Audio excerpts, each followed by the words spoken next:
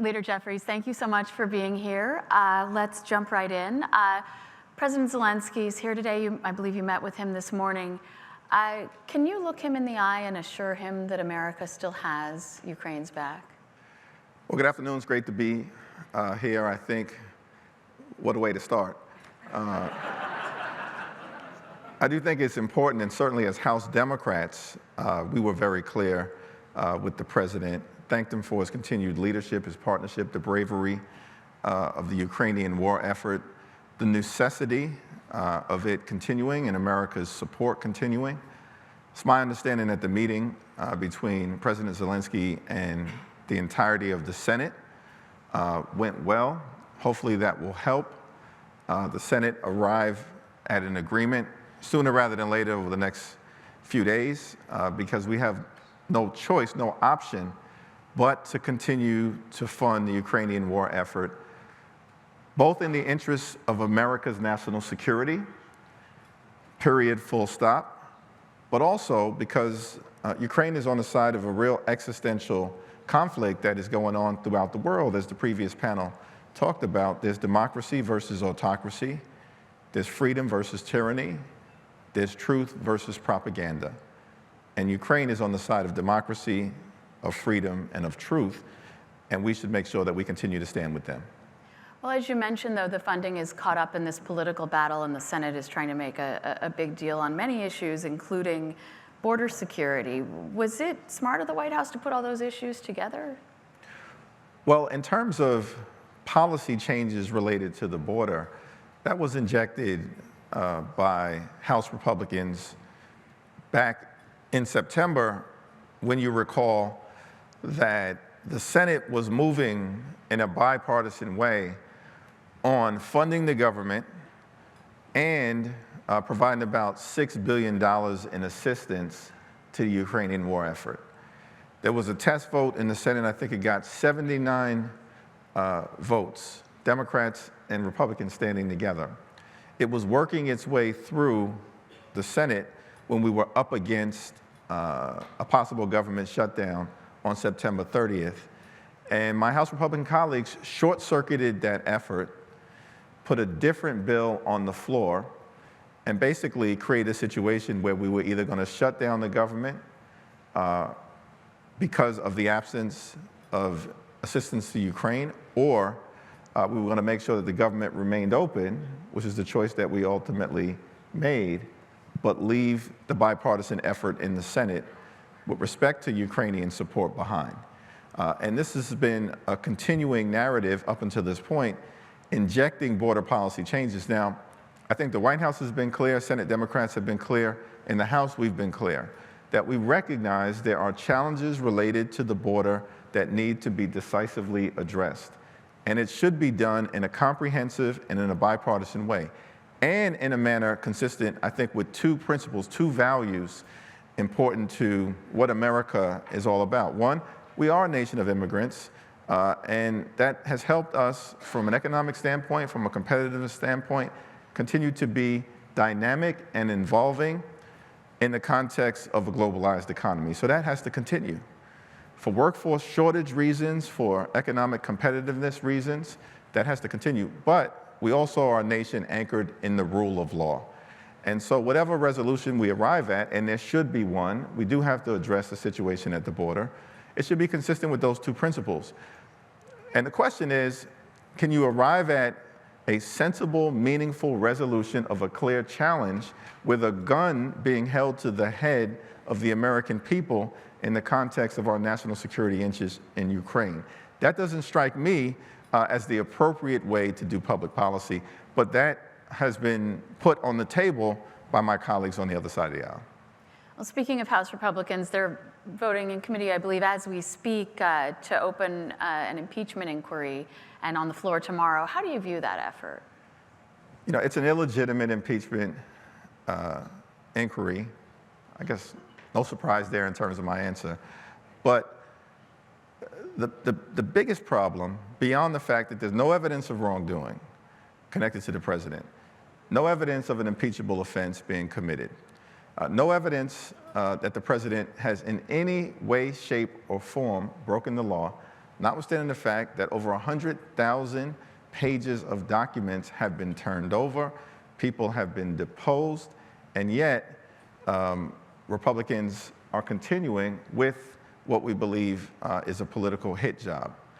The other problem is that with all of the challenges that we have in America and throughout the world, an economy that has made significant progress under the Biden administration, but there's still fragility connected to that. We can work on economic issues. We can work on inflationary pressure. We can work on affordable housing, which is a big challenge for the American people, not just on the coast in New York, or LA, or San Francisco, or Boston, all over the country right now. We can work on issues like lifting up reproductive freedom as opposed to moving in the other direction, which we see in horrific ways happening in Texas. We can work on trying to deal with the gun violence epidemic. This shouldn't be a partisan issue.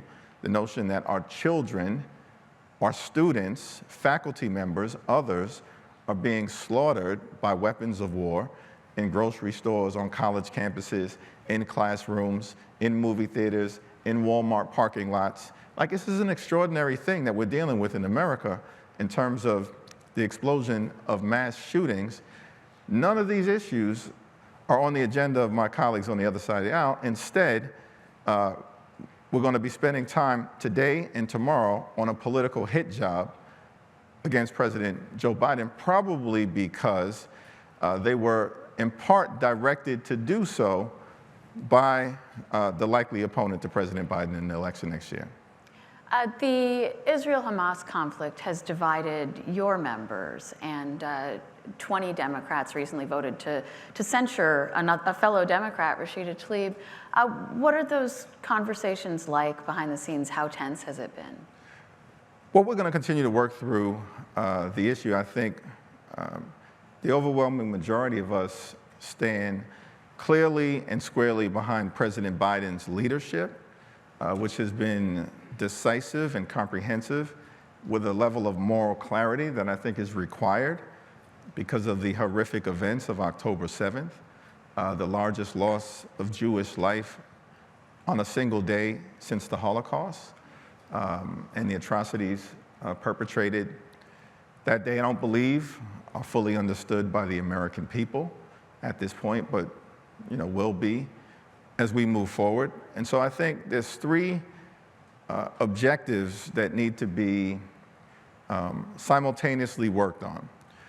Clearly, Israel doesn't simply have a right, but it has a responsibility to defend itself and decisively defeat Hamas, a brutal terrorist organization. We also need to make sure we're doing everything possible to secure the witnesses that are still hostages that are still being held by Hamas.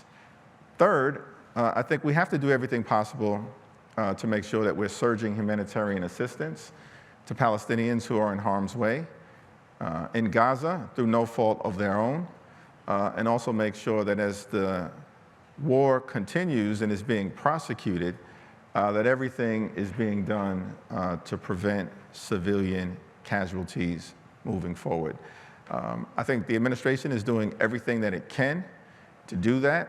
Now, you may have a handful of members who have a different perspective, but at least on the House side, with respect to the Democratic caucus, we have a view that unity is different than unanimity. And there's going to be a differing of opinions on a variety of subjects, both domestic and international, and that will always be the case on matters of war and peace. But we should maintain a unity of purpose in terms of how we approach solving problems for hardworking American taxpayers, and that is to continue to put people over politics. You've now worked with more than one Republican speaker. The Speaker Johnson was here last night. How do you think he's doing, and what do you think are the chances that the House will be able to keep the government open next month? Well, we've been able to narrowly avert 2 government shutdowns up until this point.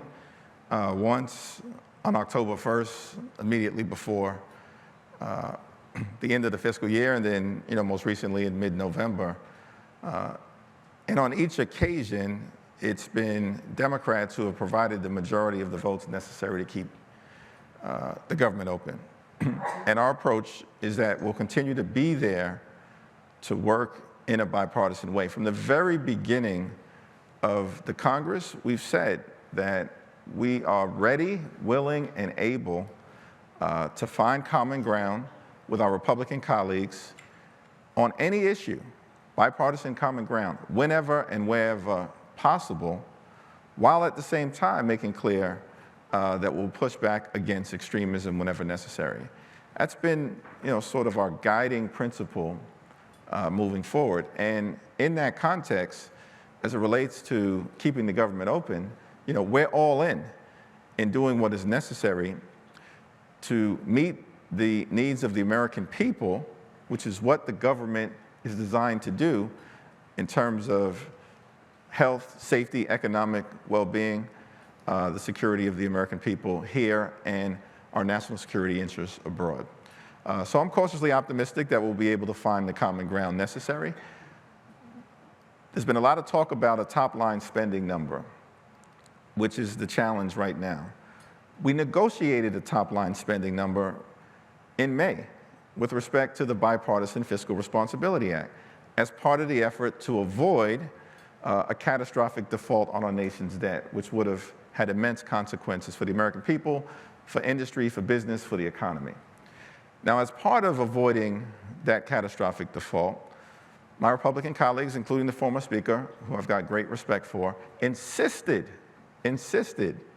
that we negotiate spending numbers as part of raising the debt ceiling. Their insistence, not ours. Now, as a result of that insistence, we arrived at top-line spending numbers for this current fiscal year. And less than a week after the Bipartisan Fiscal Responsibility Act was not just agreed upon, but passed into law, about 2/3 of the House Republican Conference supporting it, my House Republican colleagues walked away from the agreement that they themselves negotiated, passed into law, and insisted be part of avoiding a catastrophic default. And so we're just going to proceed with what we believe is the reasonable position. The spending numbers are the spending numbers that the House Republican colleagues agreed to.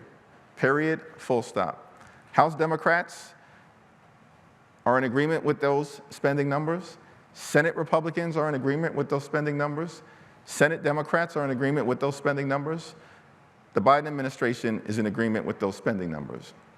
We've got one group of people on an island by themselves, effectively trying to renegotiate an agreement that by simply trying to do that will take us down the path of a government shutdown.